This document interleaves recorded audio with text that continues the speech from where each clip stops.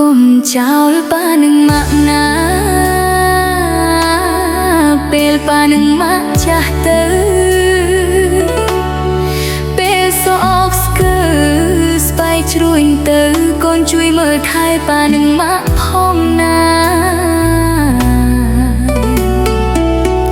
ពេលប៉ានឹងម៉ាក់ឈឺថ្កាត់សូមកូនណានឹកមេត្តាផងណាគុំទុកឲ្យប៉ានឹងម៉ាក់ឯកាណាព្រោះនៅលើលោកកាមានតែកូនសងខឹង